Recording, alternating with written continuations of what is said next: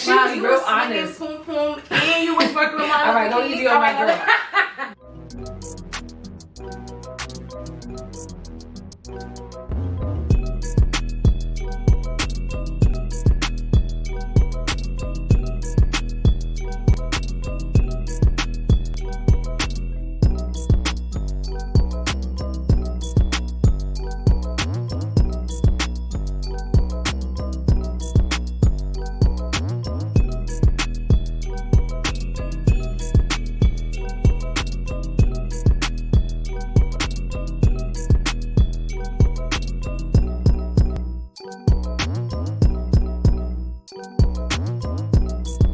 Hey y'all, welcome to another episode of the Confessions of Hair Chronicles. And today's guest is a lovely, multifaceted woman who I have the pleasure of knowing for some years now. She's dipped and dabbed in social media and wellness. You probably know her already. So without further ado, everyone welcome Bonnie Humphrey.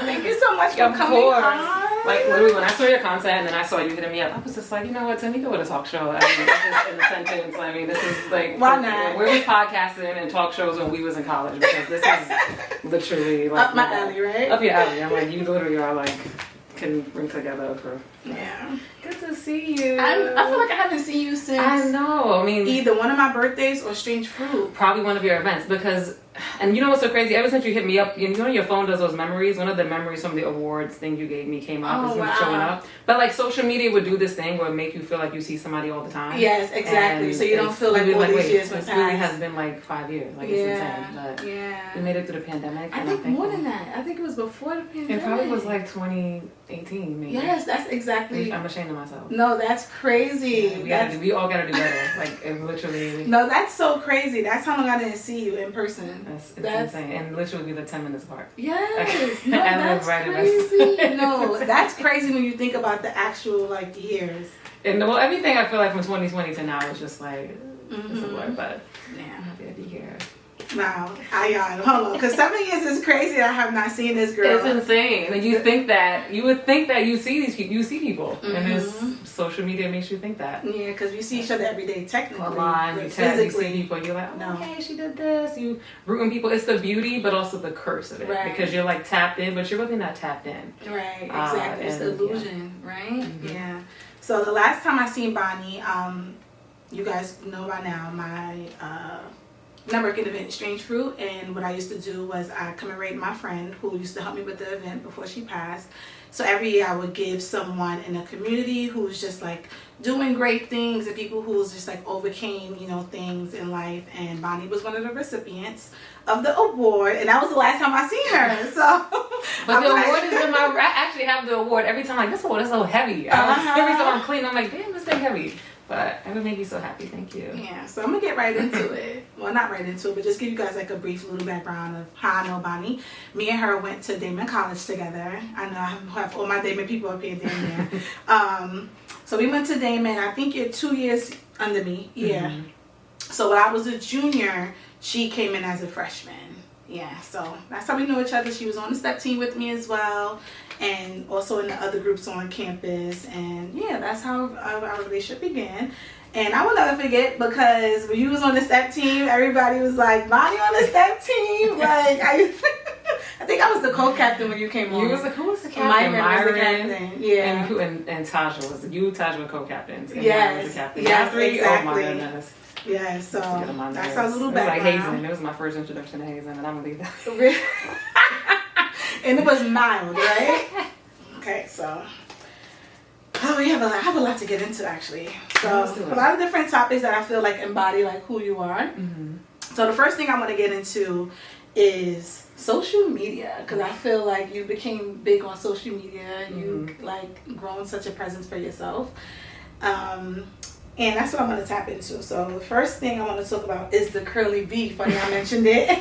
But I want to talk about the curly bee. That was kind of like your persona, because your big curly hair. But, the curly bee was an era. Did it end, or did you just like push it to the side? Yeah, so like the curly bee and social media. So like I used to call myself the curly bee. And during that time, I'm sure there's other things we'll get into, but like, I felt like at the time when I created this persona, I felt like I needed like, I don't know, I was sitting in my apartment, I was at home, like taking care of my sister and my nephew, which like, you know, if you know me, if you know I'm watching this, know me, you know that story. I just wanted to like create an outlet for myself. And I created this persona called the curly bee. And to be honest, I had no idea about like the outside world with curly hair, natural hair. Like honestly, the natural hair world was building at the time, and Instagram, but all of that stuff was forming. And it literally just started a blog called the Curly Bee. So like at my heart, I write a lot and I read a lot. And I just started a thing called the Curly Bee. She was like just a persona that I can be, just like, you know, because my life felt so heavy in reality, and I wanted to create a persona that felt light and joyful and colorful and just, you know, happy. So I just created this girl called the Curly Bee, and she just blossomed, and I feel like the hair kind of took her own personality, and between, you know, the Curly Bee name and then the natural hair movement at the time forming, and then the term influencer, it was just this one thing that just kind of all grew at the same time. And then me, I was also in my 20s, so I feel like I was also in this growth phase of just figuring out who I was, and that's sort of what the Curly Bee was. And then the last couple of years, I feel like, you know, I hit this block. And, you know, the Curly Bee, like, she took me a ton of places. Like, the Curly Bee has taken me around the world. The Curly Bee has attracted, so many amazing opportunities, jobs, careers. Like, without that girl, like, I don't know, like, who, I wouldn't be this woman. Like, she has been my girl. She was, like, my best friend. Like, she became, like, my inner child who I brought to life. And then I feel like I kind of hit this block, like, maybe when I was, like, 28, 29, where it just felt like she just wasn't alive anymore. Like, she just was like, I'm tired. Like, I'm tired. Like, I'm just not doing it for you anymore. I do not feel like making hair videos anymore. I'm tired of doing this thing. I just, like, you know, got away from social media. Also, other things was happening in my life, which I couldn't be on social media, which, you know, that's a whole nother thing. And it just came a time where I said, you know what? I think it's time I, you know, put her to rest. And not in a way of just, like, it's just, she represented an era, and she still lives within me. And she's like, you know, a part of me, and she carried me through my 20s, and now I'm in my 30s, and I'm the Curly Bee, but the Curly Bee lives within me, but I'm Bonnie. And now the real person's stepping out. So I feel like she kind of shielded me and stood in front, because maybe I didn't fully know who I was, or maybe I was carrying so much, and now I'm stepping out as Bonnie. So the Curly Bee was like this aura. So like, that's why now I purposely don't wear my hair curly today, because I just feel like this curly, I'm just like, I'm just the curly hair girl. Like, we sit her down for a second. But, you know what's so crazy? I was talking to Kemisha earlier, like right before, and Kimmy. I know, right? I was talking about Kemisha with John on Friday. Oh, really? I was just like, I gotta hear her up. Like, we're talking about Foot Locker and all types of stuff. Oh, wow, yeah. I gotta hit up Kimmy. Yeah, so I would have like this kinky curly wig, and I was gonna wear it because I'm like, let me just wear something curly, but not be so like corny. And wear like a you thought I was doing my hair curly. I thought she was doing it.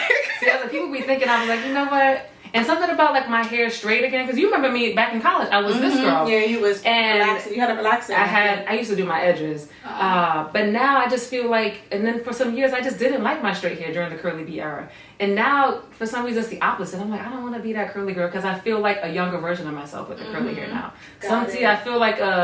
I feel like I'm reminded of just like my younger self. When my hair is straight, I feel a little bit more just like, all right, girl, we grown up. Like, it's just, you know, just spirits, and I don't know what's going on. But yeah, it just feels like a different era. Yeah. So do you feel like your hair is or was a big part of who you are or were?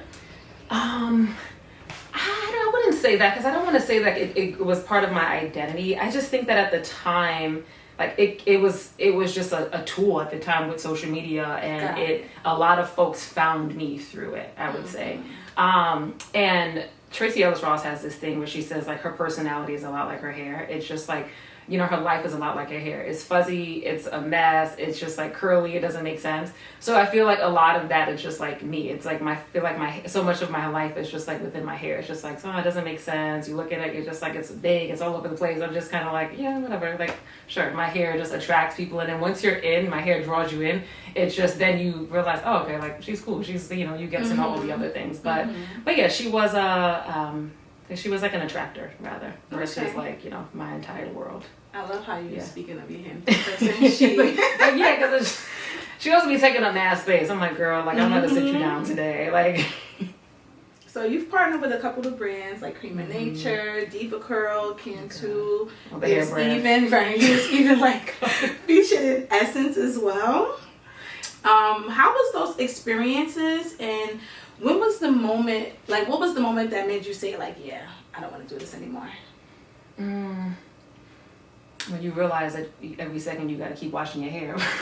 One is like you have a lot. When you're doing ads and like on social media, just from a functional perspective, when you're doing social media ads, like think about it. This is just being funny, you guys. Like to do a curly hair ad. When I tell you how many takes and how many times you got to wash your hair, style it just to shoot the video, and like the expectation on video production kept rising at the time. Like people was no longer taking these little one take, all right, boom, boom. People wanted angles, this, that, reels. I'm like, okay, I don't got the time. And I would be in the house all day on Saturdays. I got 3 campaigns to shoot. I was in grad school. My nephew, about 6 years old, I was literally all day just in front of the camera like this, doing my hair. And you got to a point where you just kind of like, I realized people didn't know other things about me except my hair. So like, you know, I have 2 master's degrees. I also like work in business. I have so many other interests. I, you know, am certified in fitness, and people did not know those things about me because they only knew me as the curly bee. So it started to work against me in a way. Yeah. So it was like, it was just just like, damn, I gotta jump out of this. So functionally, I just got tired of washing my hair or spending all day doing my hair.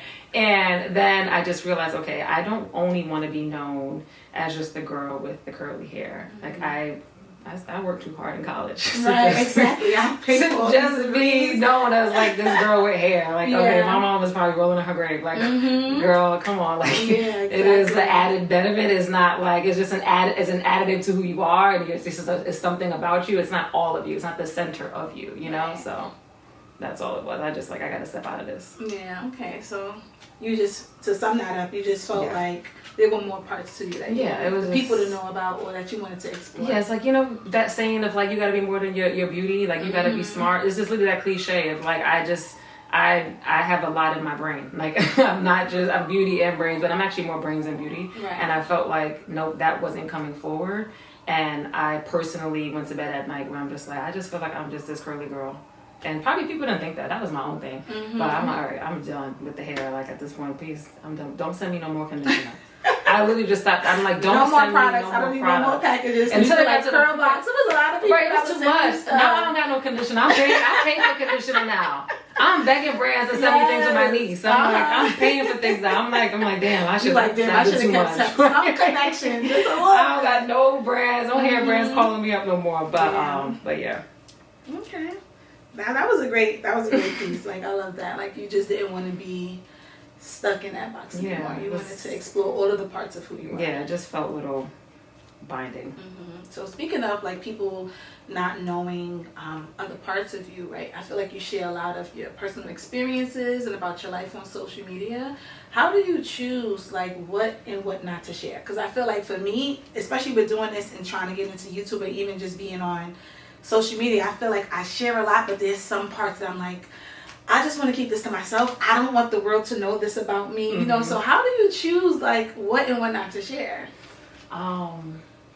You know, I live by this philosophy of just like, you know, personally, like when I think about like my own journey going through like my 20s or like the hardships that I experienced, I would have loved for someone to show me the journey. Right, I feel like we see so much of the output, and then now people are talking about their methods, like, oh, you work hard, you do this, and then I'm also just like, well, show me your story, $9.99 or right? $29.95 to get the rules. Exactly. So I think it's like the output, and I think it's somebody's methods. Now that people are sharing their plans, their rule book, but then I also think it's important to share, to let you know somebody's story, because you know somebody starting from Vanderveer projects in Brooklyn, then you know doing this and following the same rubric is not going to end up at the same place as somebody starting from, you know, Brooklyn Heights with a double parent household who can support them. So I just feel like, you know, it's really important to give somebody the texture and the story, because I would have wanted to like follow somebody really showing me the story. Like I wanted to be like, ooh,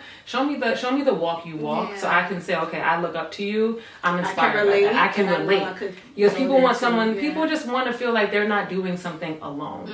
So I just carry that a lot, where I'm just like, I just want to, you know, showcase just authenticity that people can relate to.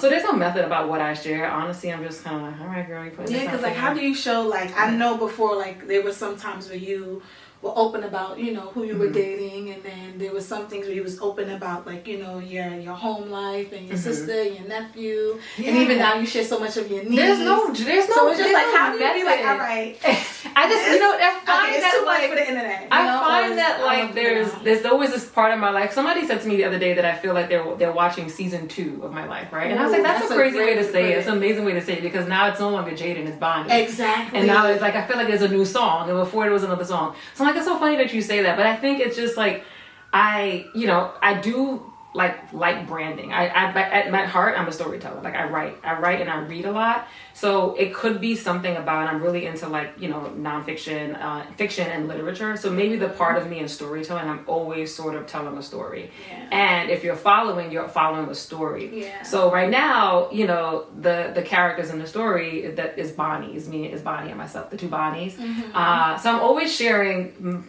a lot, but not everything. And that's what I tell people. I share, but not everything at the same time.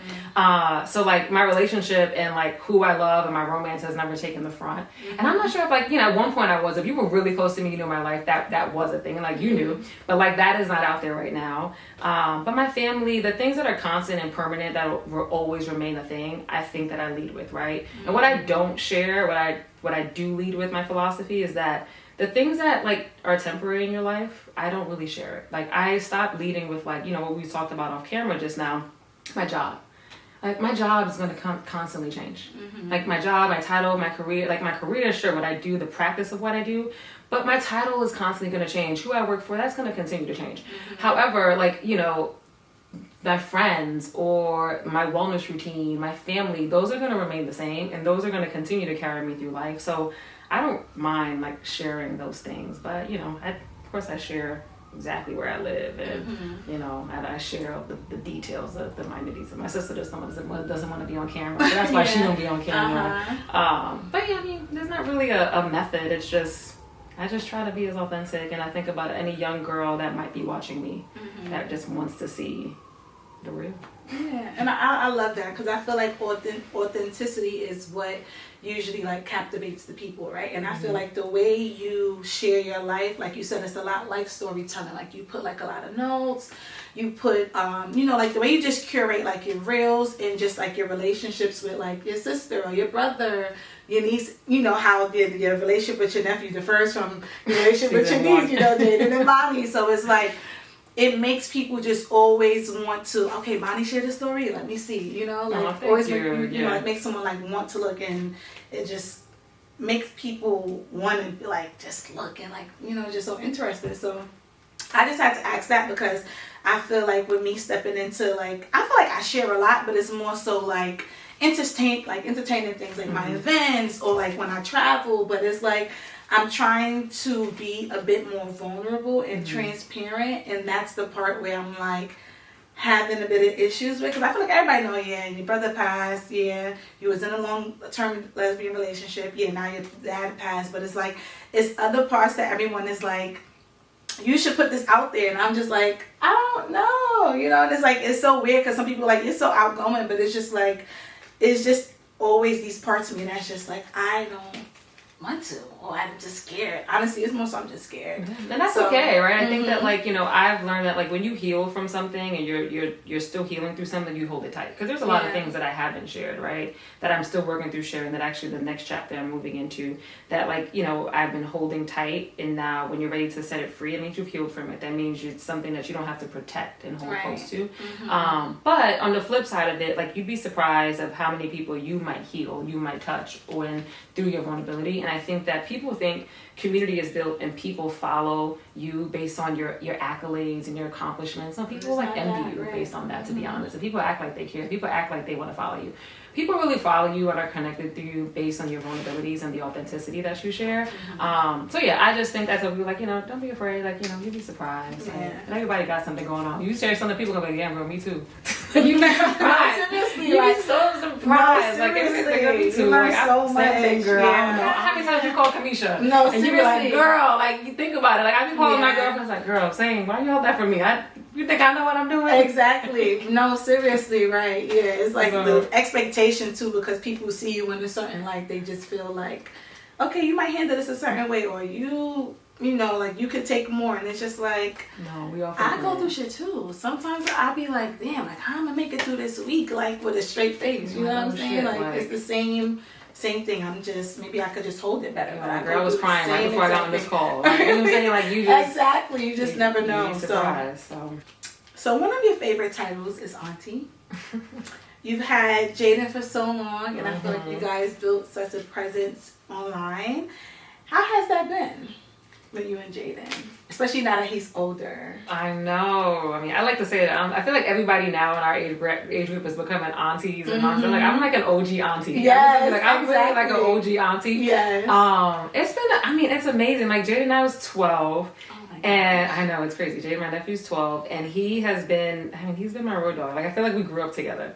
And in the family, we like to say that Jaden is like, he's for everybody. Like we don't say like he's my sister's son, but he's just like, he feels like he's like one of our siblings. You know, he feels like he's one of our siblings, like the baby, like the baby of the clan. Yeah. He feels like he's just he was necessary, but he belongs to everybody, right? Yeah. Because everybody had a share in raising him.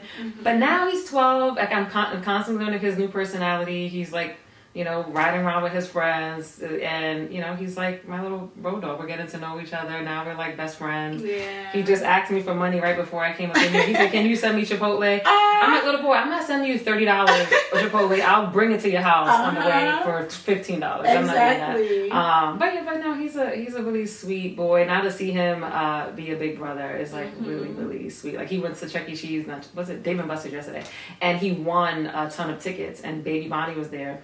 And he took all of his tickets and bought her a stuffed animal. So it's so sweet now to see like the love you pour into a child and how they pour that out. So that has been just like really just like full circle for me. But that's my dog. Like I love me some Jaden. Yeah, we love Jaden. I remember baby showers. I think it was at Corey baby shower. Oh, Jaden been everywhere. First time I seen him, and I was like, "Hey, Jaden!" Jaden, like, you know me? Exactly. He's like, where you know me from? Instagram? Like Jaden be going up to people like, how you know me? Yes, exactly. Like, there was a time, speaking of the curly bee, Jaden would grow up when he was like maybe under 5. He would see anybody with curly hair, especially if it was blonde, because a lot of girls at the time was natural, had that hair. Jaden would run up to girls and be like, Titi. He didn't know. Oh my god. difference. That is so it was so cute. He would be like, he thought that like everybody like, you have Titi's hair, and like I'm like Jaden, like even he who thought I was the only person with that hair. But yeah, Jaden was everywhere. He was at everybody's brunch, dinner. He know everybody. Like everyone knows Jaden. I was your old dog. He'd be like, there's even people who know me from Instagram who were like teachers at his school. So that's when I was just like to the point of be careful what you share. You know, you never know. Like when Jaden started going to school, people started writing, like 3 girls who are teaching his school. It's like, hey, I just saw Jaden in his class. I'm like, oh God, thank God, you know, she's a nice lady. But you know, those are the moments where you're just like, oh man, like you gotta be careful, because that could have been a different situation. But like, of course, they tell me like he was behaving, but Jaden be like, so you have people reporting back. But Jaden think he famous. Behavior. I was about to say he's a little internet celebrity, and I feel like now that he's older, he can understand it. He probably he like, think he's something. You like, know? Even yesterday, where was I going yesterday? I was going out to the movies, and my sister and them were all at Dave and Buster's. And someone messaged me on DM, this lovely girl, and she said, I just saw your sister Jaden and baby Bonnie. Wow. I'm like, girl, say hi. So it's just like but it's so local, because like so many people in Brooklyn, but yeah, people just recognize Jaden. But yeah, he's a sweetie pie. Yeah, so speaking of baby Bonnie. Oh goodness. Right, that's your niece. Jaden has a sister. Your sister had a second child, and she named her after you. That is so sweet. I know. That just shows like the type of impact that you have on her. And she's like, no, my first girl has to be named after my sister.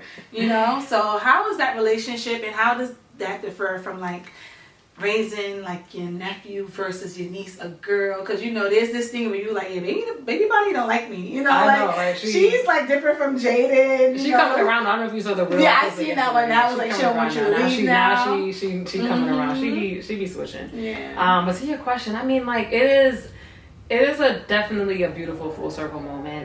You know, for folks, I'm sure folks who are watching this, like, you know, my story. My parents passed away, and I took care of my sister from when she was like Jaden's age, because my mom passed when she was 11, so Jaden's now older than her. Yeah. So I took her after college, and yeah, I mean, it just feels like, I think something, the feeling of like somebody in this world being named after you, it, you know, even at young, I'm in my 30s, I have a lot of work to do in this world and in my life.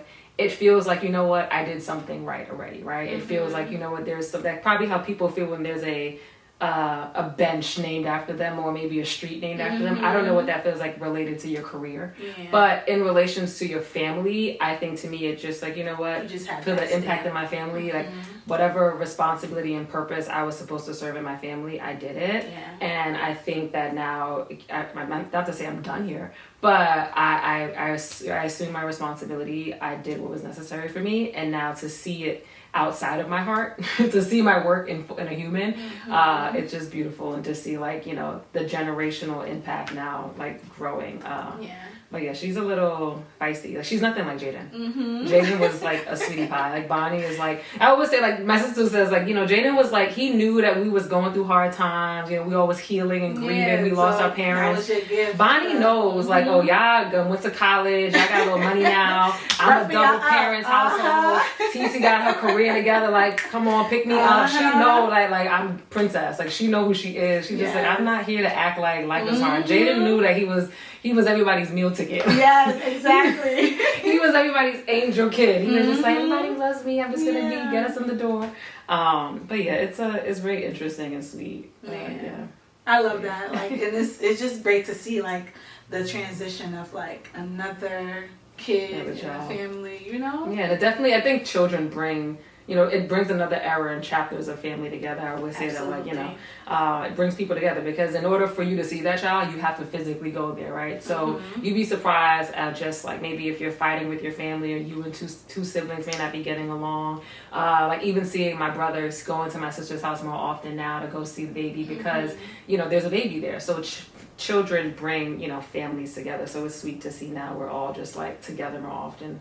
For the little princess. Yeah, I love that. Yeah, I love that. And it's so interesting that you say, like, you know, like, kids come at a time when you need them. Because I remember when my niece came, it was like, my niece came into our life when my brother had to move back to Jamaica. So it was kind of like, she was taking up that space of that, like, void that we have. And like, oh my gosh, like, he's going, but she kind of came in at literally at that time. So children love you, like, because children, all they know how to do is love you, right? They just know unconditional love. So, like, it's hard, sure, but, like, I tell people who say, like, granted, I'm not a formal mother yet, but, like, my girlfriends who just, you know, I don't want to be scared to be a mom. I'm just like, girl, like, it's hard, it's expensive to take care of a child, but when you come home from a hard day of work and a child is just like, you just like, fuck that job. Like, you know, you just everything just forgets. You just forget it, like, because you feel like what love feels like. You feel like somebody just sees you are perfect. Someone sees you as perfect, and to this child and to this human, probably to your dog, and dogs are similar, right? So that you're perfect, and there's nothing wrong with you. So I just think children, like, you know, they're just a perfect equalizer of your life. Yeah. So you are the middle child. How has that affected life with you and your siblings? You know, I don't know. Like, I feel like along with being, because I'm not somebody who, like, reads into all this, like, rhetoric of, like, middle child, or, like, even, like, astrology. What I do read into a lot, I'm the middle child, but I'm also the first daughter. So I think it's, like, to me, I'd add the asterisk of, like, middle child and first daughter. So I think, like, you know, middle child, sure, a lot of that comes into play. I do, you know, am the one who probably, I wouldn't say I was overlooked, but, like, I just never did anything wrong. Like, I don't think I got in trouble. I always did everything right. Nobody had to ask or check if I was, like, you know, my mom just always knew, ask Bonnie. Make Bonnie go to the store. Make Bonnie be the one to, like, check on the siblings. Is your sister okay? Check on your brother. But then you realize, are you okay? So, right. So for you, it was kind of like reverse, because you were kind of like taking on the oldest. I was always taking on, like, that responsibility. But, like, I think it just came from, like, I just always had this seriousness about me as a child.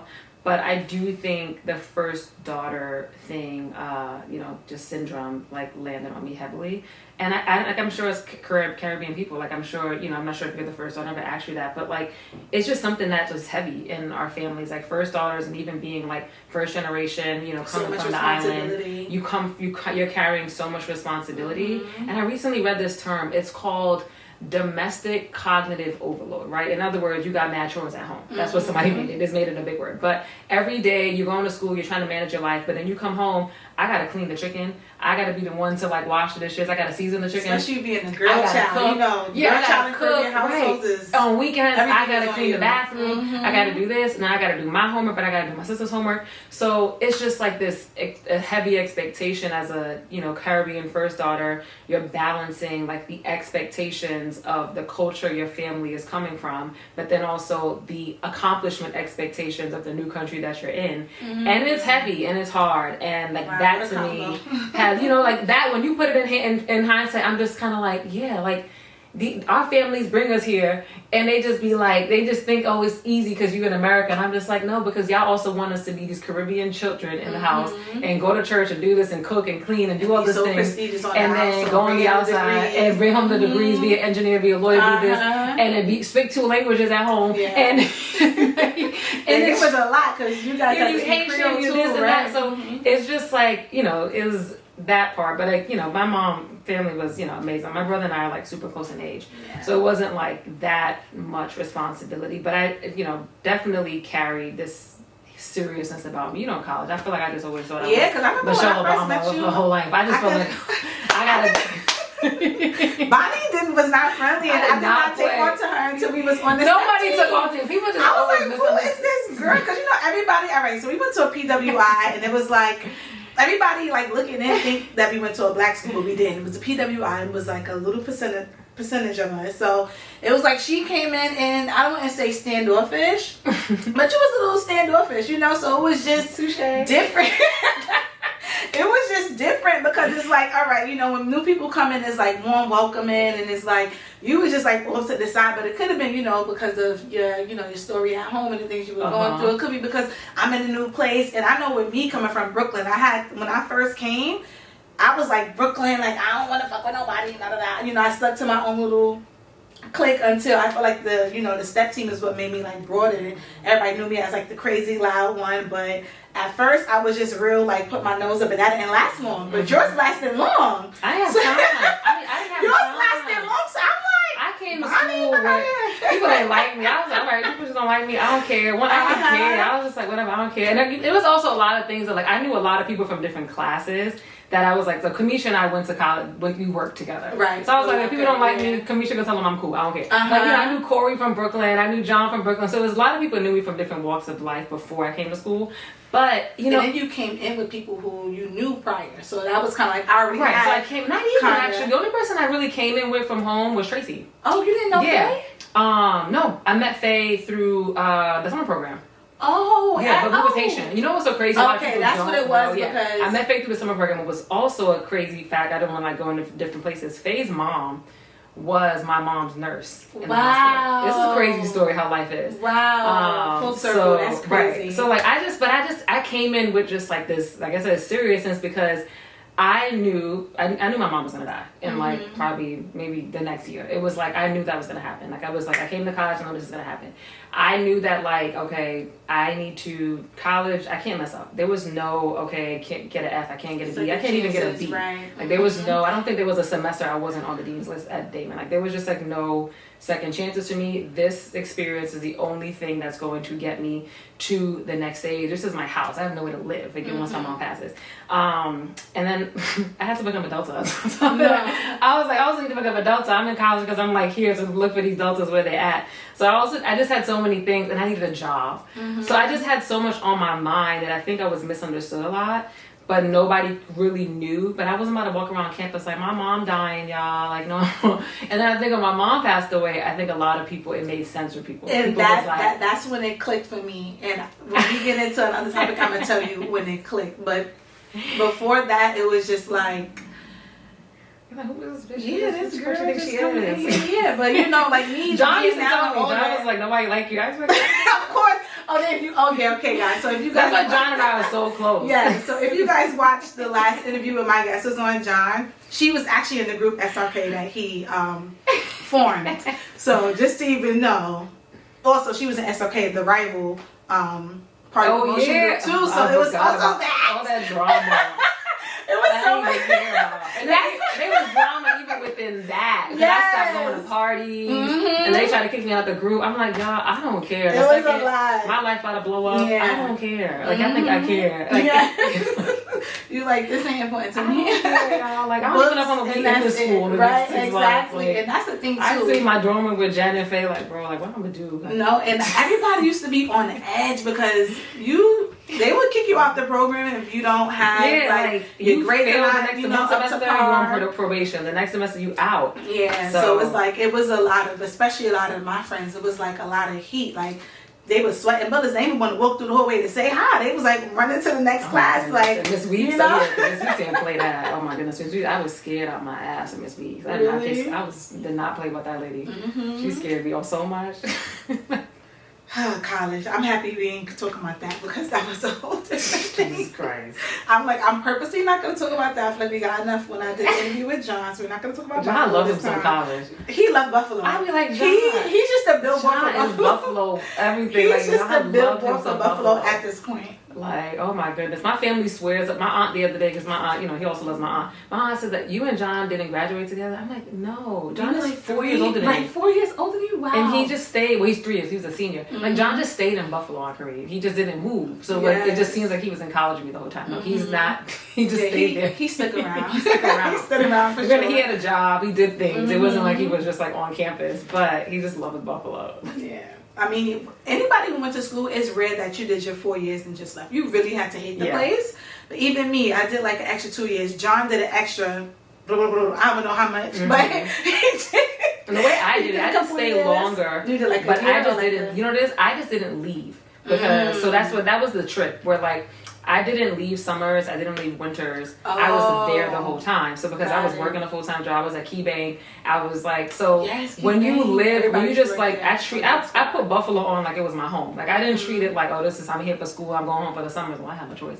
So it got to a point where you're just like, okay, by the time senior year came, I said, okay, mind if I stay another semester here, 6 more months, I might get stuck.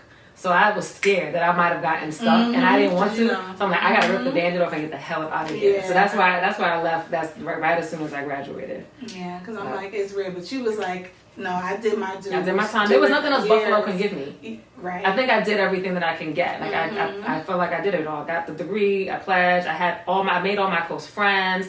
There was like how much money am I making in Buffalo? Let's be honest. That KeyBank that I probably wasn't my job that I was making part time. I feel like I was gonna make probably barely nothing as post college. Like no, seriously. I feel like also too with your degree, I feel like you could do more here and there. Yeah, you could flourish. I feel like struggle in Buffalo. I feel like Buffalo is just a simple life. You feel like you're getting far, but you're really not. It's just because the cost of living there is so cheap. And I think that's what it was too. A lot of people were scared to move back home. A lot of people were scared of that next chapter. That too. But if you was in grad school, that made sense, right? If you stayed. But if you was just up there not in grad school, then what you doing up there? Like, it's just I know me. I was just like, unfortunately, I didn't get not unfortunately, but I didn't get my degree. So I'm just like, I gotta do something before I go back home to my dad because he paid out his pocket for this degree. I need something. Speaking of, remember when I did your weave when you came? I was like trying to work at the salon. Yeah, Bonnie has a lot of hair. A lot of hair, right? Don't be fooled by the press right now. So I was like trying out to work at this salon. And I'm like, hey, Bonnie, let me do your weave.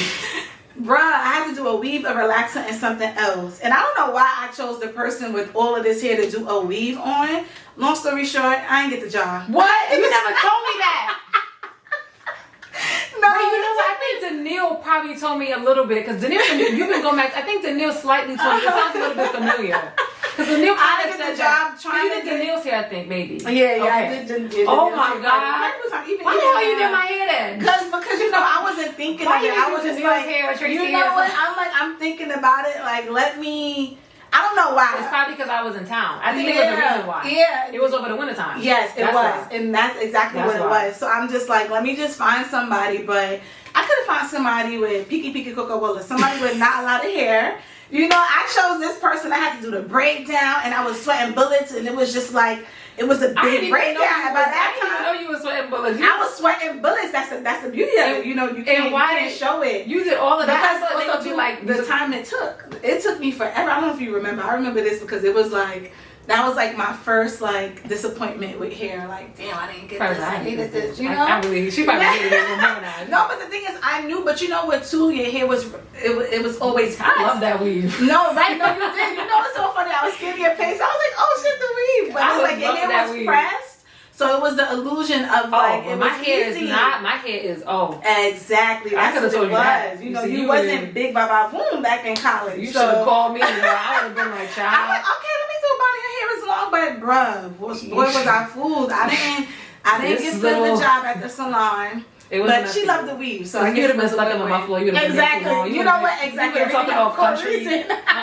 I would be for no buffalo. Oh my God. Sorry, y'all. I don't know. Exactly. Everything happened for a reason. I buffalo people. They want to get right back home. I only did how many years I did? 2. How much longer you was out there? 2 years. After we. Because I was supposed to graduate in 2012. I came back May of 2014. Excuse me, 2014. I guess you was. Because I remember after Damon, I tried to do ECC. That didn't last. So I only did a semester, and then I was doing hair to pay my bills. So I'm like, wow, it just makes sense to go to hair school. I was always scared because, of course, my parents, and I'm like, I can't go back to Brooklyn without a degree. But I just was like, fuck it. Like, after crying and just like having my back against the wall, I was like, nigga, this is your life. What the hell? I don't care if they don't got no degrees. That ain't got shit to do with me. They live their life. Like, girl, you do what you do. Exactly. Like, y'all go to college if y'all want a degree in this household so bad. Thank God for my sister because she got her bachelor's and her master's. Broke my home for the team. Thank you. But, you know, yeah, so, yeah. I spent 2 extra years. I did hair school. We came to your apartment. I went to your house in Buffalo too, right? Yeah, on West Ferry. Yeah. Okay.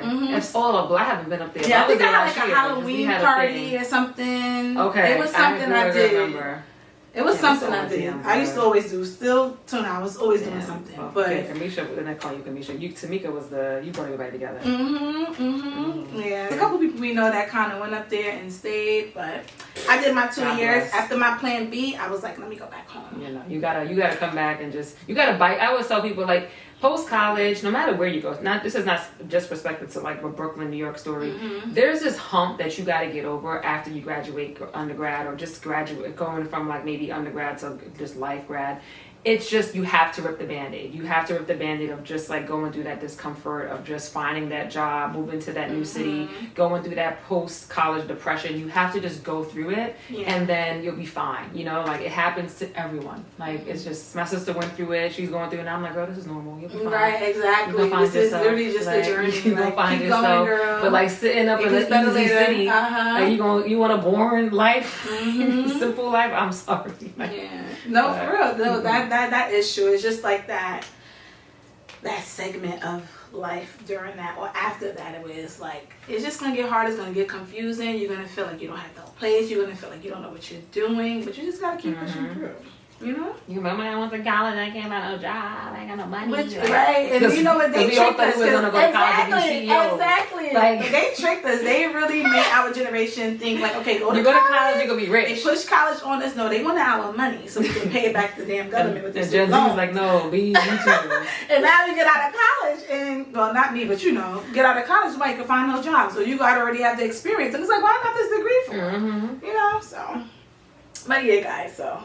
That's that. So on to my next question. I wanted to know this, especially with you caring for others a lot, whether it's your friends or your family, your nieces and nephews. How do you balance showing up for others while taking care of yourself? I mean, I don't think there's a natural, what's the word? Just like remedy or equation, whatnot. I think that like, I'm very in tune with myself, right? I'm very in tune with myself, and I've learned really young, I think like even early in my 20s, to gauge when I'm overstimulated, when I'm doing too much, when I need to reprieve and fall back and give to myself. And so yeah, so like for me, like my love language and pouring into others fulfills me, right? So like doing things for other people like makes me feel good. Like on the way here just now, my sister calls me. She's like, "You got meat in your fridge?" Like we live too close to each other. She's like, I'm like, what? She's like, I'm like, "You all right?" She's like, "You got meat? I ain't take no meat out. I didn't go grocery shopping. Can you bring the meat in your house? In my house?" Like to me, it's like, okay, whatever. I literally have meat in my crib. I'm about to drop over. But it's like doing little things for people that I love, like that brings you joy and that fulfills you. Absolutely. And I think that like psychologically, they say that when you give and when you that it's actually healing. Part of self-care. It's part of healing. But I do notice and I can feel when I'm overstimulated. I can feel it. So yeah, so like I just, put in rituals to just make sure that I'm pouring in and I'm just checking in with myself every day. Like every morning I wake up and I journal, I write, I, go work out. I make sure that like I make time to, when I'm working out with other people, I make time to work out with myself so that way I can like listen to my body. So I just think it's like the key and the underbelly of it is just like listen to yourself. And I think a lot of people go their entire life not learning how to listen to themselves, how to be present, how to understand, like, and not to say what your body's telling you from a medical perspective, just like what your heart is telling you, what your, how do you feel? Like, girl, you've been on the phone all day. Like, you need to sit down and just like listen to a song and just like ask yourself how you feel today. Like, wow, thank like, you God. I mean, sometimes I be on the phone, why are you talking too much today? Like, no, I needed that message. It's so crazy. I needed that message. Sorry to you don't realize you just like you just talk, you don't listen and just listen to yourself. And it was because like I traveled a ton for work, and because of that I spent a lot of time alone. Like you'll be on the plane by yourself, you in hotel rooms by yourself, so it forces you to just be alone. So people say, you do a lot of solo travel, how do you do it? I'm like, girl, like when I'm traveling to Chicago for work or to Miami for this, it's like a form of solo travel. So me traveling to Tulum, well, it ain't nothing like traveling to a conference for work. It's just no work. It's just the same thing. It's just now I'm on the beach. So you just get used to like listening to yourself. And I employ a lot of people, like in women especially, just like get in touch with yourself, your intuition, because you just have to learn how to self-regulate, because that's all it is. Because there's no balance. There's no such thing as work-life balance to me. Or like when you have a toddler, like I'm sorry, like I don't want to somebody telling no mother like, oh, you have to learn balance. Ain't my little sister, my little sister's house, Bonnie was touching roach, damn near in the thing, touching bait underneath the sink before we got here. My sister was screaming. 30 minutes before that, she was in the kitchen touching the hair conditioner, and my sister yelling all on top of her head, like overstimulated. Like when you have a child, there's no such thing. But like you just have to say, okay, at least once a week, I'm gonna give myself a day, to breathe. That's why I'm gonna go over there and just be like, let me just take this child off her neck for a little bit. So, long answer, but like, there ain't no answer. You just have to like, you pour and make sure you pour back into yourself, and not let your cup get so empty, because then you're a bitch. 2, you just in the danger zone. You just aren't able to think. You're cranky. You can't pour from an empty cup. And that to me is like really, nobody's winning. Like your children ain't getting nothing, your job's losing, you losing, your man losing, your girlfriend losing. It's just like, everything's like it's just a loss. Right. So anybody can't be not getting nothing from you. So you have to like be just balancing it as best you can. So. Okay. That was a great answer. Okay, I love that. And I love that you write in journal. And it makes sense because even on your social media, you have like a lot of think pieces and you write a lot, so I need to do more. Thank you. Yeah, that's good. So having lost both parents, I know that wasn't easy to get through, especially your mom. What is something that you can say grief has taught you?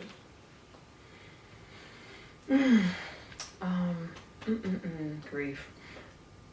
I mean, I feel like I've been living with it for so long, because I think I'm coming up on like 15 years with my mom. And I read something maybe a little recently, maybe not too long ago, that grief is proof that you loved. And if you don't feel grief, if you don't feel that emptiness or that pain, then it doesn't mean that you didn't love, right? So like to me, when I'm feeling like a sense of loss, or it's still carrying me or it's still following me, then to me it's just like that means like it reminds me that like, wow, like I love that hard, like that. It reminds you that the love was that beautiful. Because my mom particularly, my parents, I lost my dad, I was so young. Like I've always just have to process it and compartmentalize it and make it make sense that way. And then I just think that like, nobody leaves this world without losing something, like at all, right? A person, something they love. And it just taught me that, like, you know, the lessons that I needed to, if I needed to grow up and, you know, become a super responsible person to pour into my family, then that was just like my journey, and that was my birthright and my birth order in my family.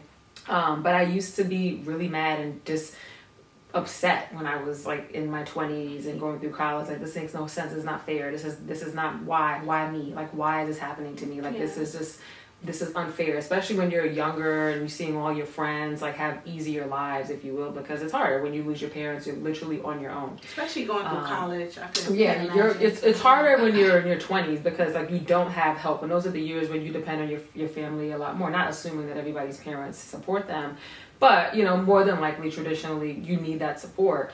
So when you don't have it, you're just like, oh my goodness, it's hard. Life is harder. But then when you get into your 30s, you realize, you get a little older, it has taught me that you can navigate through life because I've dealt with it already, right? It's something that like everybody has to deal with, and like granted, it doesn't come at the same way, but like, you know, you've dealt with it as well, right? So you know the feeling. Like, we all come across it. We're all bound to come across it. And I'm actually, I wouldn't change the way it happened for me. I wouldn't change like the time it happened. I got through the hard part, but I think that was necessary. So it taught me that like that was just necessary for my development. It was necessary for me to go through that, because if I didn't, I wouldn't be sitting here having this conversation with you. Right, exactly. You know, like, I think so much of who I am, like, Will Smith has this thing that he asks people, apparently, I've heard, because I don't know him. Apparently, he goes up to people and he asks people, what's your story? And what it means is just, like, what is the thing that defines you? Right. And Viola Davis says that, like, he's asked her that, what's your story? And he says that, you know, I'm always going to be the dude that got broken up with when I was 15 or something, right? And essentially, it's like, what's your story? For me, it's just like, you know, I lost my mom, and because that changed the trajectory of my life. So, you know, if that didn't happen to me, then like, I don't know, I'd probably just be, you know, an annoying, spoiled prick, and I don't know, be just basic. I don't know, but I feel like it was necessary for me, for my growth. That was taught me a lot. No, I feel you. That's so funny. What's your story? Yeah, I feel like my thing was losing my brother. I feel like that was my story. That was big for you around that time. Right, sure. Even going in college and even high school, like I feel like that was just my stamp. Fernando, drop it. You know, so yeah. To be honest, like, I'm not gonna hold you. I think that losing a sibling, I think it's harder than a parent. It was. I don't know if for me it was, because I was so young. I feel like we were so tight knit, and I feel like you see, especially me living in this neighborhood, is like you see younger people passing away through violence or what have you. But when it hit home, and like I said, it's 2 brothers, sometimes 3 brothers and 2 girls. So it's like, for us to just have that peace, like, it was just, and then me being the youngest, it was just a lot. So I feel like it took me a long time to kind of get over it, or not even get over it, but accept it. If that makes sense. Yeah. So I think once I let go of trying to get over it, it got easier. You never get over it. And like, so now I feel like I'm meeting a lot more people now who are losing parents because it's unfortunately people getting older. And I just tell a lot of my friends, just like, stop trying to get over it. You're never going to get over it. Just like with time, it gets easier to cope with. Right. Exactly. But you don't get over it, and you just have to find a space within your heart that makes sense for you, and how you live with it, how you cope with it, a ritual for yourself, right? And I just tell folks that I had a friend who lost her mom. It was so sudden and tragic, and I just said to her, like, you know, it feels like you have an empty room within it. Like, your heart is a house, and there's an empty room within your heart now because that person's not there. And instead of it being dark and hollow and empty, just like, you know, you can go in that room and decorate it and paint it and sit in it, and just like, it doesn't have to be dark. You don't have to be ugly, you know. So, you know, the grief, it could, because it's going to be with you for forever. So yeah, I just think you don't get over it. It stays with you. But to the point about losing siblings, depending on how you were raised, like, I feel like a sibling essentially is like it's like somebody who's your partner in life, right? Like a friend. Like, my brother, my sister is going to carry with me through life longer than my parents, right? Exactly. It's literally your partner that you were given in life. So I just say, when people lose their siblings, I just like, I can go on, like, you know, losing a parent, because your parents essentially raised you with siblings. So they naturally, I guess, at least my family, at least Caribbean people, they raised you to like go take care of each other in life, go protect forward. each other, So when you lose somebody in the pack, it just like exactly this pack would never be the same, you know. And I think that to me, I can't. That's harder. I've never had to conceptualize that. So that to me, like I definitely like just like, you know, can only imagine like how that is for you. So yeah, it was definitely. It was definitely rough. That's why I'm like you said, instead of doing stuff. Paint the room, decorate it. You know, I feel like literally. Yeah, you know, right, exactly. So what I'm going to talk about is I mentioned this earlier where like before when I was like, oh, Bonnie was so stush, and it was one thing that made me soften up. I feel like, can you just help me get my timeline right? Your mom passed when you was a freshman. Okay, good. Yeah, because I think the next year, which was your sophomore year and my senior year, I was the captain of the step team. And we went to Buff State for the competition. So Buff State is like a neighboring school, and we always went to their step competitions. A lot of the times we won first place. Sometimes times I was there, probably one time we didn't win first place because they cheated us because we went overtime. That was the year. Okay, yeah, because we went overtime by like 15 seconds or some BS. We wore army suits or something like that. Yes, it was that one. Yeah, no, I was there. I'm lying. It wasn't that one then. It was the one. Was it that one? We didn't win that year. I don't know if it was that one or if it was the one where we dressed up as like in living color. Was you on the step team that time or no? I was, because I was Bokupi. Okay, so I think it was that one then, because the Army fatigue was when you were a freshman. So I think I did both years then. Yeah. So. Okay. Yeah. So I think that my brother came the second year then. Yeah. Okay. Yes. Okay. Yeah, so it was the second year, and I think because you had just now. Yeah, there we go. So I was just because I remember it was just so moving. So, the competition was kind of full. They were at capacity, and they weren't letting people in, but we were performing. And your brother was outside, and they wouldn't let him in. Oh my God. So he was one of the people that they couldn't let in. So, you know, of course. It was his fault. It was because he came late, right? Exactly. So, long story short, her brother couldn't get in, and this was your first year back at school after losing your mom. Yeah. So it's kind of like this is something that you want that support, right? So they was not budging, and I remember like just making the call, like, well, if y'all don't let him in, we're not gonna step, right? So. It was like also us pleading, everybody like, you know, us trying to make calls and talk to people who we know to let them in, you know, to try to let him in, but the security was just 10 toes down, not letting nobody in. And I remember even coming out there and you like, it's like, I don't know if it was me, but somebody brought you out. Yeah, I was there. So it's like coming out there to where literally like they were like holding people and him like reaching out, and it's like, yo, my sister's right there, and they just was not letting nobody in. Finally, because we said we were stepping, they let your brother in. And the embrace, I could tell right now, the embrace that you guys had with each other, it was so moving. And I think that was when I understood why you were the way you were, you know, and why it was just like, it was sad but moving but beautiful at the same time, because it just showed like a sibling's love. And I remember looking at that just like being like, oh my God, like it was just such a beautiful moment, and it just showed how much you guys needed each other. It showed you guys' bond at the moment. And that's one thing that I would always... That moment is a blur to me. Really? So that exact moment, but I remember, I feel it. I can understand. So it was just like, that's one thing that I just remember, and that's on like, let me make sure I get my timeline right, because I think it was like, you know, not too long after you did lose your mom. Because I know you lost your mom like at the end. Well, no, like I lost the second semester. It was second semester February. It was February, so it was like right when. Remember when y'all used to have that the Valentine's Day party? The Valentine's Day ball. It was like blue. I didn't go to that. It was either that or the step competition, because step competition was always in February too, I think. Yeah, so I didn't go to that. So I was just gone for a lot of February. So I missed that party, and I came home. See, I don't remember, because I know I didn't miss the step competition. I feel like you did. You weren't. I wasn't in the freshman. I don't remember, but.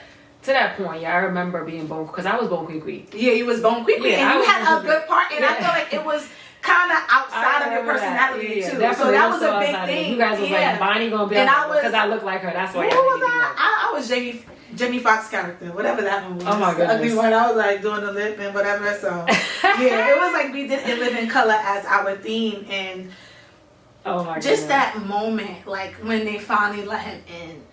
I will never forget that. Like that's something that just sticks out to me all the time. Like when it comes to like grief and just when I think about college, like that's something that really sticks out, because when they finally got to like touch each other after like that restraint, it was just so beautiful. Yeah, he was. Well, and him being the older brother, you know, it was just a lot. Yeah, you know, so it's like you were performing, and it was like, okay, before, because you performed already at Buff State. You performed on the step team before, but it was like, this is the one where he could actually come and like see you. Yeah, you know? I think it was his first time in Buffalo. Yeah, it was a big deal. Yeah, and also like this in my family, I would graduate. I would do things in which I wouldn't even tell people. Like, I would go graduate from grad school. People are like, you graduated today? Why you didn't tell nobody? I'd say, it wasn't a big deal. So I think for him, he was like, I can go support her. I can go see a thing she's at. Like, I need to be here. And he was just like, needed to make it happen. Yeah. And then I felt like if he didn't come, I think they flew up there. Like, he flew up there from Brooklyn. I'm just This is like an hour and a half. So it is, but it's just a big deal. Yeah, like, it's a big deal. Like, exactly, versus taking a bus or drive. It was like they coming up here for a step show. You know what I'm saying? You think about it, this ain't a graduation. Exactly, like, you know, right. You come here for a step show. Right, you did some parents don't come unless you graduated. Exactly. So, exactly. So yeah, definitely I do remember that one. But that's to that point of what you said, that like at the time, like I was dealing with so much. And when you have a sibling, like I'm still like that. Like nobody in this world don't gotta like me. Like I got my brother. Like I really got my brother, I got my sister. Like, and like my sister looks up to me. My brother and I are like this, shoulder to shoulder. And my sister looks up to me, like, you know. So nobody has to like me, you know, like, because I don't, you know, I don't care, and I care. Yeah, sure, we all care, but it's also just like you know, I have a friend and my brother, and that, at least at that time. Like now I'm older, and of course I need girlfriends and I need things, but at that time when we were like best friends, and then when you go through a loss like that, and you're comrades with someone, like it just like. That was at the time I was like learning how to be friends with other people. Like I think you're so young in college, the first time being away from home, having roommates. I think I was like really learning how to just like step out of that sibling dynamic. Because in high school, I was kind of very similar. If you ask Tracy how I was in high school, Bonnie was like, you and Bonnie, she don't talk to nobody. She went to work. Yeah. Bonnie at work. She didn't really talk to nobody. Everybody thought I was like misunderstood. I only spoke to the seniors. I didn't really speak to nobody. And you know, and coming in, it was like I wasn't used to, you know, the incoming. Because everybody ready for the freshman to be like, you know what too? I feel that, but I feel like I was like that. I'm like, yeah, like, you know, like come on the step team. Like I was just like, I feel like I spoke to everybody. So I feel like people had like a lot of misconceptions about me, because I think at the time I was friends with Corey from home. And then John. And that's the thing too. I feel like you were more so friends with the boys. You know, and then people started making rumors about me. And I was just like, I ain't got nothing. I don't care. Like, I really had something to say. And it wasn't like beef. I just had not much to say. Like, right, you know, exactly. Like, and that's what it was. Yeah, and then general, then we used to be in people's face. I'm like, I'm going back to my room. Like, and that, right. So you were like, all right, I ain't sticking around for that long. That's why. And I ain't joined MCA. I ain't joined it. It was because I knew that I was going to be a Delta. Yeah. So a lot of it was just like, all right, in the next 10 minutes, I got to start going to Buff State, chasing these Deltas. Like, I got, you got other fish to fry. Bigger fish to fry. People ain't know that yet. And then, it got even worse. And then when I would miss it on campus and people ain't see me around, the story just got worse. Like, it wasn't until, you were, I think, you were still in Buffalo. But when I became a Delta, I think if people were like, now we get why right. You know, you saw that moment because you were in that moment with my brother. Because people who were on DCS with me, who knew my mom passed and like saw intimate moments like that, like, but there was still this outer circle of people, right? And I used to be on that until I saw, who still saw that side, who still saw me, like, you know, like, let's have fun, this bitch. But then it was like, then they saw when I crossed, it was like this, wow, I got a lot of apologies. Like, I never thought this. And I'm just kind of like, judge people. I mean, look, and I was trying to be a Delta for 2 years. So I didn't cross, I think, until, the end of my junior year. So I really wasn't like, for sophomore year and almost all of my junior year, I was just locked in, just nobody, I was not around, not to even get into the stuff about Greek life, but I just like was busy and not around. So people just used to think I just thought I was better than people. I'm just like, I have no clue. y'all gonna learn one day. Right. Oh yeah, you're a Delta girl as well. Yeah, so good times. Oh, Buffalo. But yeah, thank you for reminding me of that moment. You're welcome. I'm sorry to make you tear up, but I definitely was like, I want to tell this story, and even us talking about, like, you was kind of stitched, but it was a moment that made me like soften up. Well, then you remember because you have your sibling. You know what I'm saying? So that it's like, I get it. You know, I get it. So now let's take it to your career. I feel like you've pivoted a lot. You used to do a lot of like nonprofit stuff. Then you worked in wellness, right? So I feel like you've taken up so much space in like different areas with House of Athlete, Do Something. Do you feel more aligned in your purpose now? And why do you feel that way? I mean, to your point, I absolutely have jumped around a ton. But I feel like I'm still searching, right? I think your career is it's a marathon, right? Like when you're in your career, it's always just like something, you're on a journey. And my mentors have told me just never expect something to feel like a destination, because it's always just a moment in your life, right? So yes, I have jumped around a lot, but what I would say is, the through line is, a lot of my roles have been the same. So I am by trade just a strategic operator, right? So my background, I have an MPA and an MBA, and I really am just trained to just like run the back office of businesses. So I've done that at nonprofits. I've helped early stage founders architect and build their businesses. And I've done it at nonprofits, and then now I'm doing it with Brandon Marshall and the athletes and early stage founders. And now doing it in wellness is aligned to my personal life. Exactly. So absolutely right. It's in personal and it's super aligned. So it doesn't feel like I'm switching personalities. Got it. So I've done that in quite a few different places. But the through line is the same. But it's just been finding the home and the industry that makes the perfect sense to do it. Got it. And that's the beauty of it. When you have a skill set that's like agnostic, it's like an accountant. You can be an accountant anyway. Like even attorneys, they're kind of not so much if you have a practice, but like you can kind of do your work and pick up your suitcase and go do it anywhere. Go anywhere. But working in wellness and working with athletes and working in the sports space, with Brandon Marshall and the work that he's been doing. I mean, it's been fun. It's been fulfilling when you see athletes, come from. A lot of the work we do at House of Athlete is seeing them come from, in season and then the off season. What a House of Athlete does is train athletes in the off season and send them back out. So training athletes in the off season and sending them back out to play, it's impactful. There's an impactful part to that, because then you get to really see the whole entire athlete's journey. So that's a lot of what my work has been. It's really just like building a business that has really been focused on building the athlete's journey. And I have been a student of that, like learning everything that goes into like creating an athlete, from youth to pro, just behind the scenes of not just football, just a ton of other sports, like from basketball to baseball to track. So being on the backside of that, and then also like, the production podcast business, that's a whole nother world. But yeah, it's taken me a great deal of spaces, and it's been fun.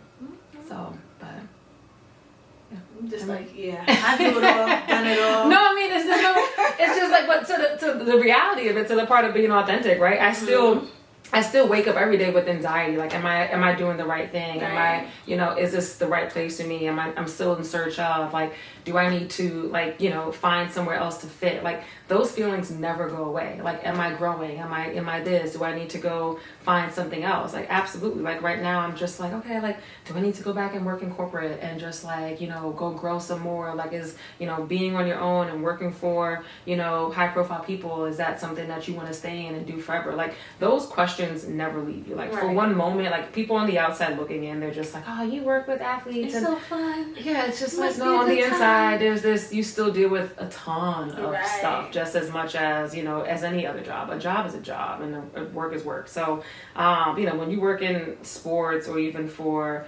high profile people, celebrities, like, the downside of that is that you never stop working. Like, I work 24/7. Like, I'm just like always on. Like, when you work a job where like your boss or your colleagues are your friends, you're always on. I don't think there's a day where I'm just like not like doing something for work, or not doing something related to like, the work or the roles that we're doing. So I'm just always on, and it can get like exhausting and burnt out. I'm like, I just want to work somewhere that like people go to bed on Fridays and like, girl, F this.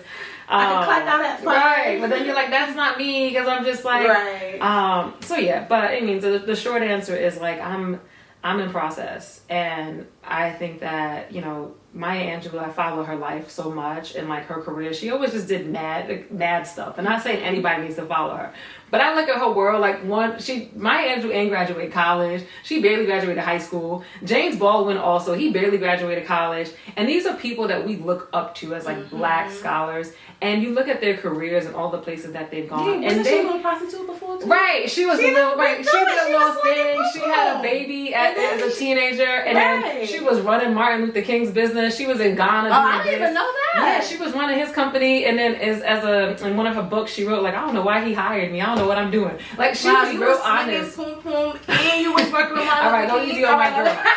But and you wrote still I write. But she, to that point, she's so honest about just like, you know, when you put yourself in a box, like then you don't know what the word has for you. So she just be jumping. She just be like, all right, like I don't know if Gail King called me up right now, want to be my assistant. I'm like, all right, girl, like, all right, well, I don't know what you want me to do. I'll come in. Exactly. So like, you know, it's sort of just like, don't think that you need to stay in the box. Like that's sort of what I think, like what I feel like I do well, what I have done.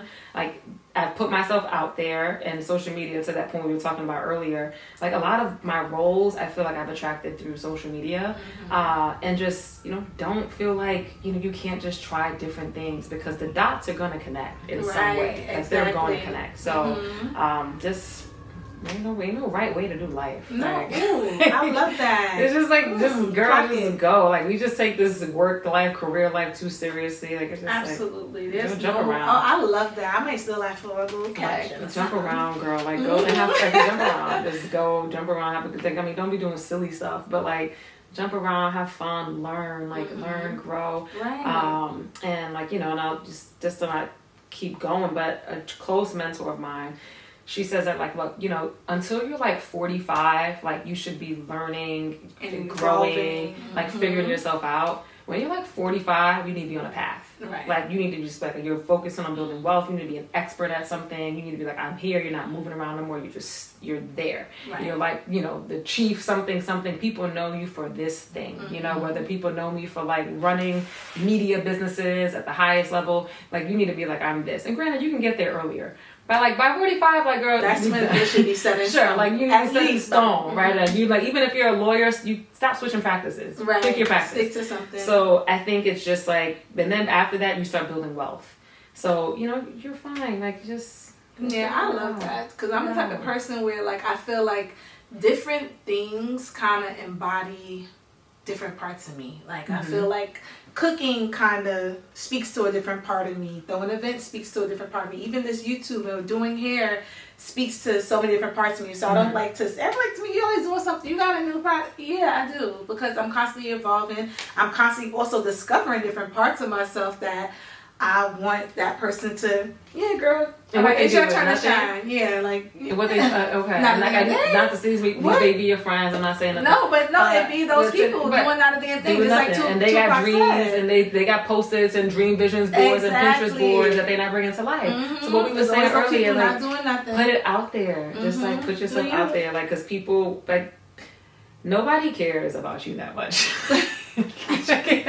Nobody cares, and if they care, they're critiquing you because they either like, you know, secretly want to do it too, or if they're watching you for a second, like after 5 seconds, they're about to start thinking about and critiquing themselves. Like people critique themselves a lot more than they critique you. A lot of it is projection. Exactly, they're projecting, or they'll watch your stuff, or they'll look at what you're doing, and really because it's a part of them that's like admirable because they wish they were doing it or something, right? And sometimes I have to check myself. I'm like, girl, Bonnie, why are you hating? Go, you know, I won't say that out loud, but I'm, you know, I'm like, why are you hating a little bit? Stop this. Like, go, you know, go do it. Go do something for yourself or whatever. So I think it's just like, to that point, think about it. Everybody is insecure about something. Absolutely. Everybody is kind of doubting themselves, feeling like the world is passing them by. Somebody's getting ahead of them. So focus on yourself. Like, don't be afraid to put anything out there. Put it out there, and just remember, everybody's afraid, and everyone's just thinking about them. Like nobody in the gym is looking at you. That's so true. Everybody got a little hater in them, because that makes me looking at a lot of people like, oh my God, this person is so annoying. He's so annoying, or she's so annoying. Or why you always posting? But it's like, bitch, you want to do the same thing. Right. So, Here she go again, posting about so and so. Exactly. And then you like wish that was you posting. Too, girl. You're right? trying to get a YouTube out there. Right. So. You wish you know, you kind of you don't want to post what she doing, but you want to do it. And then like when it's like in the gym when you looking at, you're not really looking at nobody else. You're too busy looking at your damn self in the gym. Exactly. I'm like, girl, nobody paying you no mind. Everybody else think they fat. Why do you think somebody look at you? Right. Yeah. Exactly. So it's just like that is the way. Like when you just remind yourself about that. Nobody paying you no mind for your career, for your this. If you think people think people think if everybody thinks that about themselves, nobody got time to look at you. Right. So just to wrap up this career talk, I want to ask you, what is something that helps you thrive professionally, and what is something that challenges you professionally? Professionally, let's say. I mean, I think I just think like one, just being open, right? I have this. Just being open and being open to receive, right? Because I'm a chief of, I've spent a lot more time in my career being a chief of staff as a role, right? And because in that role and across different companies and different levels, I'm constantly in rooms with people who are a lot more senior than me and older than me because that role you're either serving executive teams or you're serving multiple different departments or just people who are more senior, more just if you will, just accomplished than you at the time. And you have to, it requires you to have a sense of humility and being humble because you're just like, who she's talking to? Like, that girl, I don't. So I think for me, I'm always in this space of like, okay, when you're open, you're always willing to receive. Like, being in a room with people who are just like, 15 years your senior every single day. Like that is a privilege that just like some people don't ever get in their life, right? That's a lot of wisdom. And so every single day I'm learning how to like speak better, do this this way. So it's just like always saying to myself, like one, check your ego at the door and just be open. And I just carry that in my career all the time, where it's just like, to the point of like, nobody's worried about you. Like at the times, like nobody's trying to disrespect. It's okay. Some people try to disrespect you. But at the moment, like sometimes like, honey, leave your ego at the door. Like not everything's a fight. Sometimes just like be open. Like be open. You are, and you're in the early, you're still 33, you're still young in your career. Like you're still young in your career, be open. And then to the point of the challenge, and to the being open has, brought me so much just like learning to that point, just to finish the thought, brought me so much learnings. People just like take me with them. I love having her in my room, taking me forward with them, just being open to opportunities. And like how I started working with Brandon Marshall, to be honest, like honestly, just being on social media, being open, putting myself out there, and then one thing led to the next. But then to challenge, I don't know. I mean, is it your ego? I don't know. You say you got to check it at the door sometimes. Yeah, I had to learn that, but like I feel like I learned that a while ago. Like just like because I don't check the ego, I'm gonna lose my damn job because you just deal with that. But you know what? A challenge for me, like I had to learn is just like because I feel like in my college life and personal life, I was good at this. Like. But in professional life, I had to learn the same thing of like not giving a shit if people don't like me. And I had to learn that at work and being a leader. So like I'm still like getting comfortable with that. Like because now that I'm in leadership positions, when you start taking on like a chief of staff position, and people think the chief of staff position you run up the company. No, like you're still like you're just kind of like the person in the room running the department, but you're not like the head of like the company. But it's a senior role. But it requires leadership. And I had to like learn that like to shift that like you know what, you got to carry that bossiness because somebody's going to test you at work. And you got to you got to bring that Brooklyn grit. Like I don't care if you don't like me. And I feel like I'm still balancing that. Like still balancing this. Also that's that Zoe coming out too. Like I have to bring that. Like Brandon used to tell me like, bro, like I need you to cuss somebody the fuck out. Like, and I think to me, I have balanced this just like diplomatic, have to keep this like regal, I want to be this leader, keep everybody together. And I'm really good at that. But then sometimes, like, you might have one in the bunch. Like, I don't care if you don't like me, but here's how things are going to go. And you can not like me. So, like, just challenging is just, like, to be a boss, you got to be comfortable with people not liking you. Right. And be in the room. And if you choose to be a boss, and that's the route that you're going to take, and choose to be in front of the camera, and choose to, like, be a content creator, choose to be out there, it doesn't mean just being in corporate. Be comfortable with people not liking you. Like, to the point of you just, like, be yourself.